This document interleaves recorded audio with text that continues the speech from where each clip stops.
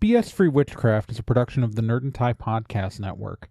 Nerd produces podcasts ranging from actual play to true crime, and you can find more at nerdandtie.com or join our Discord by going to nerdandtie.com/Discord. You will be haunted by 3 spirits. Without their visits, said the ghost, you cannot hope to shun the path I tread. Expect the first tomorrow when the bell tolls 1. Expect the second on the next night at the same hour.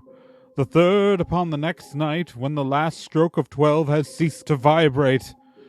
Look to see me no more, and look that for your own sake. You remember what has passed between us. Welcome to BS-Free Witchcraft, your monthly guide to the modern witchcraft movement, minus a lot of the usual, bullshit. I'm Trey Dorn, and this month we're actually gonna talk about dealing with ghosts.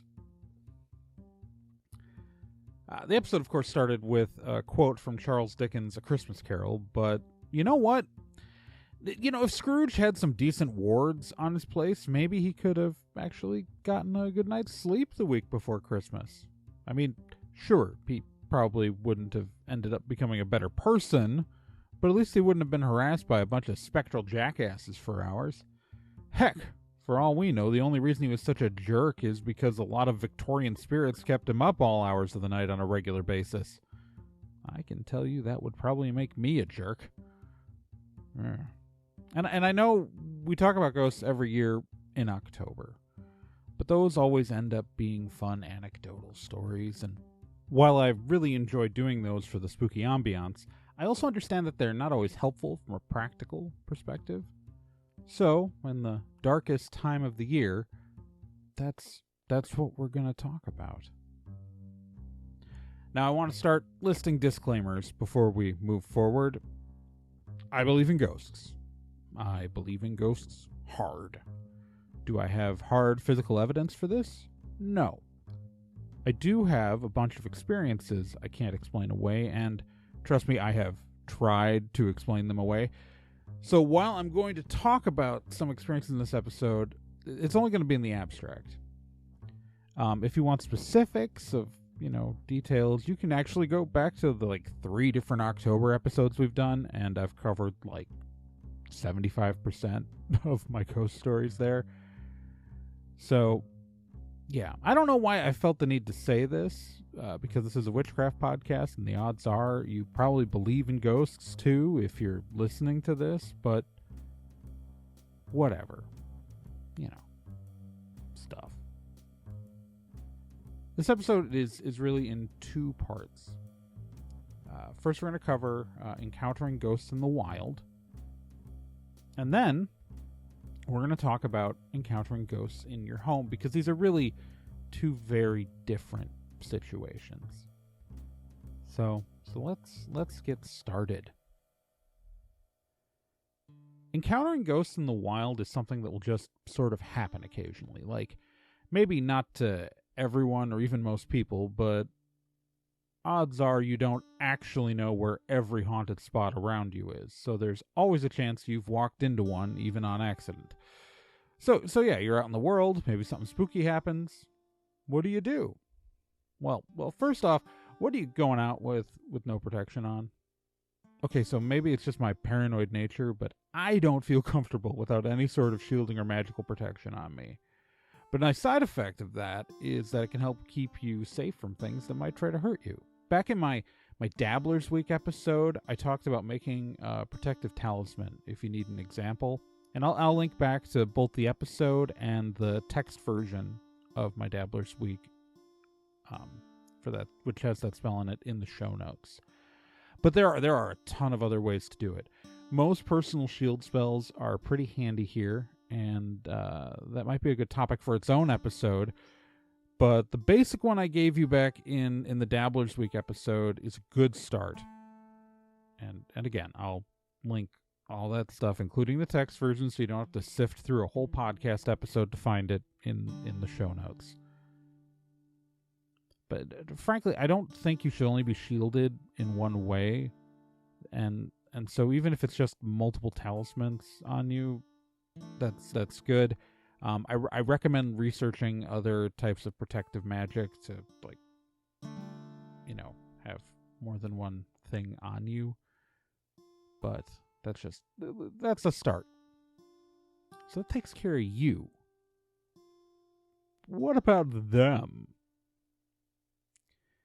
Well, honestly, most of the time, just leave them alone.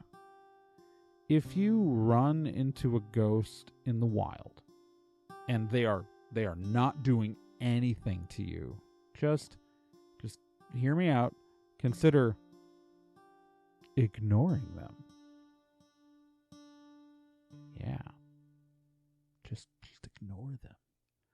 Leave them be.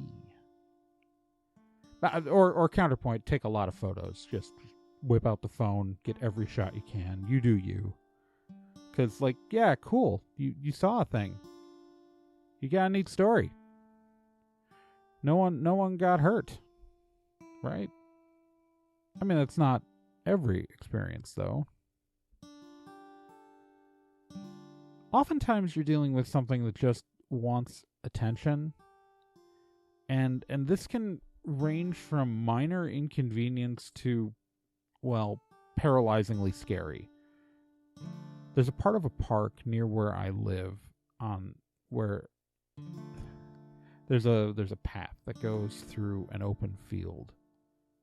And I spent most of 2020 before the weather turned cold taking nightly walks through this park, where there's a bit in the woods, and then I did enter into this open kind of prairie, and there's a nice paved path that goes through it. And when I was walking through the prairie portion, right after exiting the woods, I often started feeling like a little tug on my shirt. Like, I talked about this back in October, but, like, it just something pulling on my shirt at about, like, kid height. And yeah, that freaked me out a little bit the first time, but something, it was really clear, at least to me, that something there wanted my attention. Every time it does it, though, I just firmly state, leave me alone. And nothing else happens. Sometimes, though, you get a strong feeling that just something doesn't want you in a place. Then you have to start evaluating your options. Is this a place you absolutely need to be? Well, if not, maybe just go. I mean, why pick a fight if you don't have to? But, if it's someplace you have to be, just go ahead and tell the ghost to piss off. Piss off, ghost! He's freaking gone. Thor Ragnarok aside, just asserting yourself is often enough. That will usually let you get done what needs to be done, because eventually you're going to be leaving their space, and you just need them to back off for like 5 minutes. Of course, that brings us to the second part of this episode. What to do if there's a ghost someplace you shouldn't have to leave. What happens if there's a ghost, well, frankly, in your home? The air was filled with phantoms, wandering hither and thither in restless haste, and moaning as they went. Every one of them wore chains like Marley's ghost. Some few, they might be guilty governments, were linked together. None were free. Many had been personally known to Scrooge in their lives. He had been quite familiar with one old ghost in a white waistcoat, with a monstrous iron safe attached to its ankle, who cried piteously at being unable to assist a wretched woman with an infant, whom it saw below upon a doorstep. Having a ghost in your home can range from being an amusement to a major pain in the ass. Sometimes it's no big deal. I spent 3 years living in a haunted house, and I tend to describe it as like living with a cat I didn't sign up for. That ghost was harmless and would mostly stop doing things if you just scolded it. To get it to leave my room alone, I merely told it not to go in there, and suddenly, it didn't anymore. If it doesn't bother you, and you can live with it, why worry? On the other side of the spectrum, say you have something that is making your life awful. Something that is just a major pain in the ass, a real fuckweasel of a ghost. There are a couple of things you can do. First off, your first step should always just be telling that ghost to fuck right off, like I recommended in non-home spaces. Like, drive it hard that this is your home, and you are not putting up with their bullshit. Your house, your rules. Just not being afraid of them can often make you fairly safe from a lot of spectral intruders. Just be frank. Just tell them to get the heck out of your space. And more often than not, they'll leave you alone. Get mad, not scared. If it's something annoying that's just like drifting into spaces, it's gonna find somewhere else to go. It's a big world. Much bigger than your house. Now the problem comes in when something won't go when it's told. This is when you need to start taking bolder steps. Now, before we go forward, this is a warning. Picking fights with things is, in my personal experience, a dangerous game. If you don't go in strong enough, you can just end up making something mad. This is why I don't recommend this step when encountering things in the wild.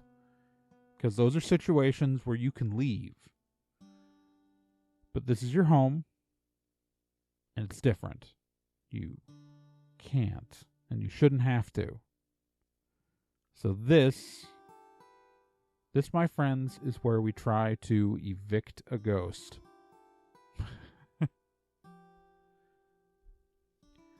Now, there's more than one way to go about this whole thing. All right, there are many paths through the forest on this one, and so that's where describing the steps get hard. Probably the easiest task is to build talismans like the protective ones discussed earlier and place them around your home. Design the spell to simply evict negative beings or something similar. You want to repel negative spirits and shit.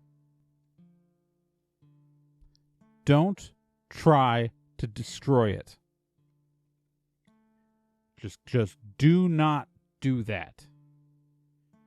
You will fail like the majority of the time, and that will definitely piss something off. Instead, what we're trying to do is kick it out. Think of it like tossing it into the backyard or something. Just like things are way less likely to try to retaliate if you're just like, saying get the fuck out instead of I'm going to kill you. Like think about the reactions you might have versus someone kicking you out of an apartment versus trying to stab you with a knife. Both of those things are probably gonna not make you like the person doing it, but you're gonna be more mad at the person trying to stab you with a knife, right? Especially if they miss. I normally don't like talking about specific protective spells I use, but what the heck? This one is specifically one I use for ghosts and nothing else. And I don't think ghosts listen to this podcast. Unless they do. Can ghosts use the internet? Can ghosts use Patreon? Ghosts, if you're listening, hit me up on the contact form at BS-Free-Witchcraft.com. I wanna have some proof of the afterlife in my inbox. You know, no big whoop. Oh God, I'm dumb. All right, so anyway, I'm a Wiccan. So I do my standard circle business, ground and center, grab my energy and shit, and like again, the grounding and centering bit is in the Dabbler's Week stuff. That is, I've already linked in the show notes. If you need to know how to do that, boom, diggity, grounding and centering is in there. Okay? Okay. So I do that, and what I direct my energy to build a wall along one side of my dwelling. And after I do that, I slide that wall in a sweeping motion across my entire home, designed to push out any other energy beyond the borders of my space. Then, and I sometimes do this in more than one direction, in quick succession, and more than one wall, but that's what we're doing. We're building an energy bulldozer just to push shit out. Then, after I do that, I quickly run around and put up the normal protective wards around my space. Like, again, as I talked about, like building protective talismans to repel negative energy, I put that stuff up around afterwards. And I've gotten that shit done. Now, obviously, not everyone does things my way, but that is a solution. That is a way to deal with it. All right? There are other ways to deal with this, but that's my plan. There are so many spells out there on how to protect the space that we'd take forever to go through them, from basic use of salt around doors and windows to herbal concoctions you should probably make sure you don't ingest, like line the walls with obsidian or something. Really, pull out your favorite warding technique and apply thoroughly and completely to the space you want to make sure a ghost doesn't enter or re-enter. And do more than one kind. Like, if you're only using one kind of spell to protect your place, if something figures out that particular thing it's in, then it can get right in, right? If you use multiple techniques, if you can get past one, it might be stopped by the others and decide to move on. So, you know, it's like, think like they're the Borg, right? And the Borg figure out your phaser frequency. You're screwed, so you have to rotate the phaser frequencies.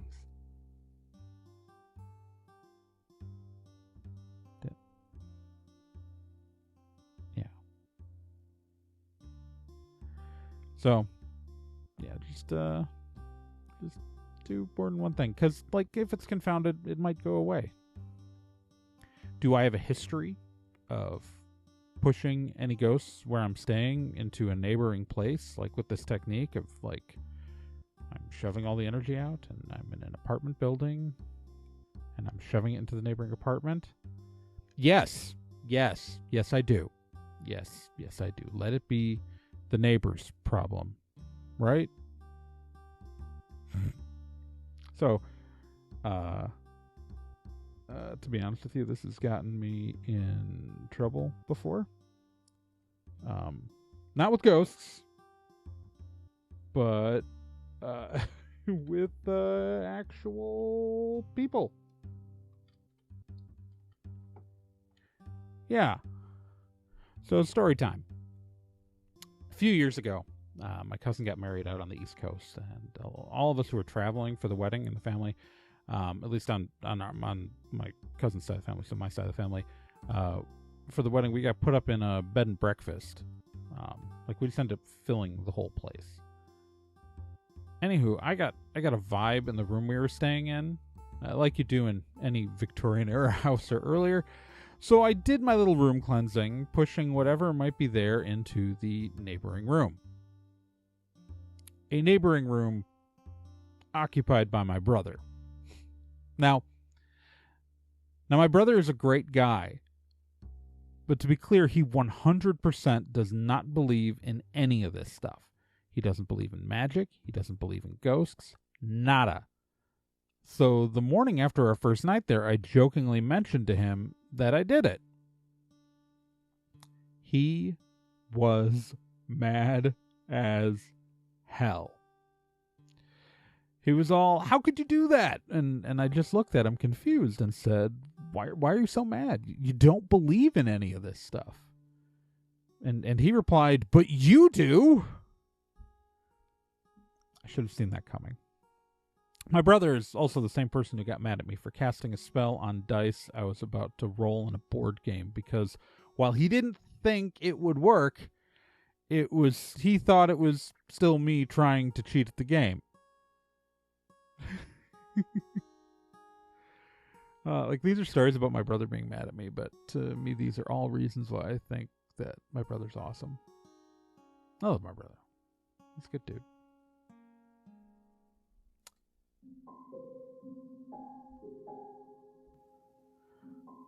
Though he looked the phantom through and through, and saw it standing before him, though he felt the chilling influence of its death-cold eyes, I marked the very texture of the folded kerchief bound around its head and chin, which wrapper he had not observed before.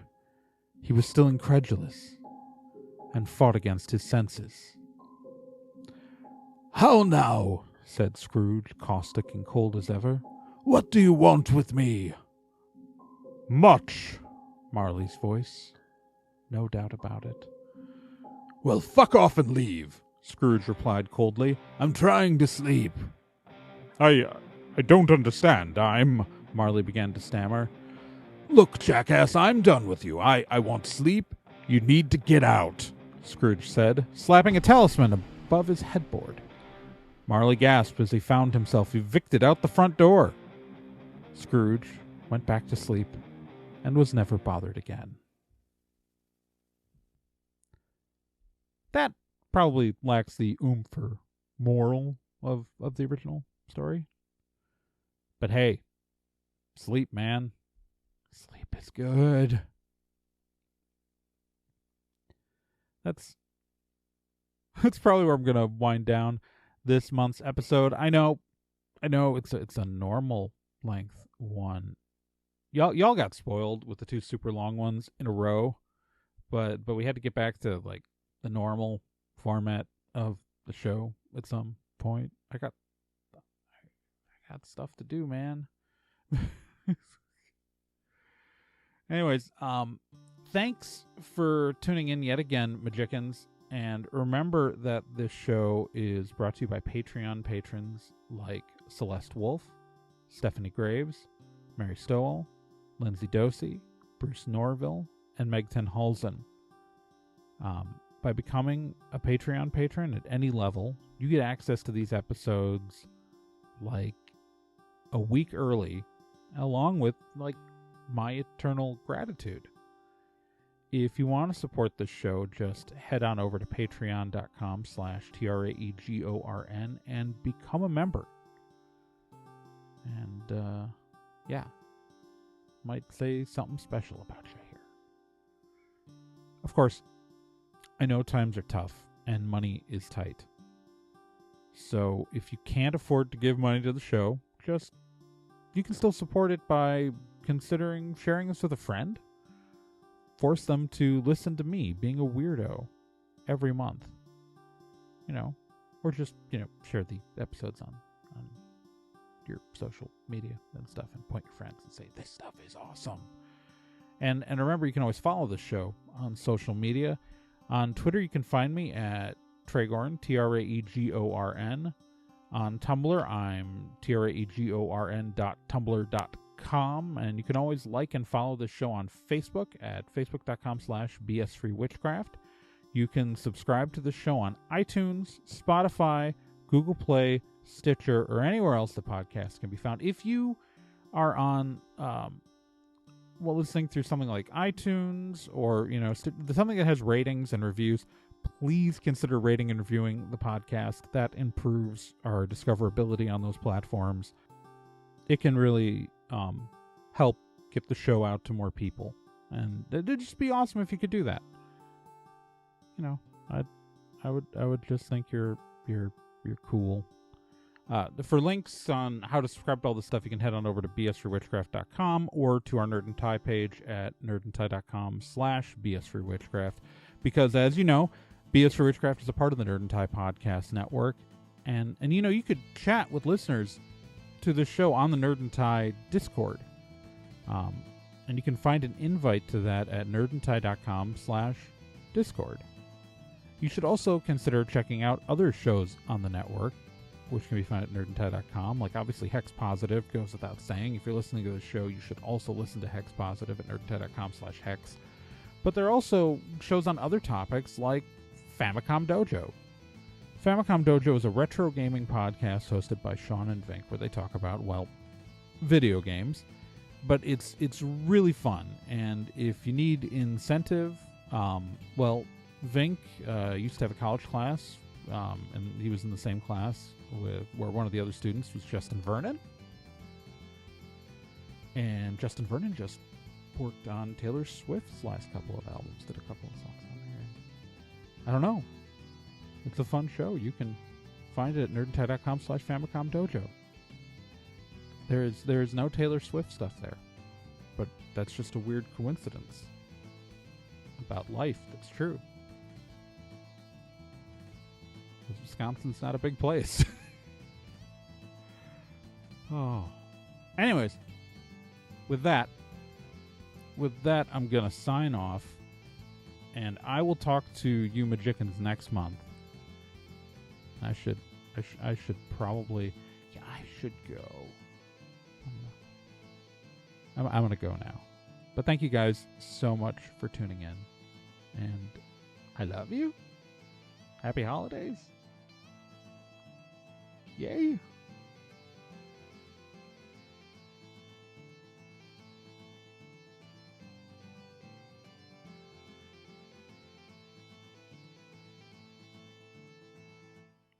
Spooky.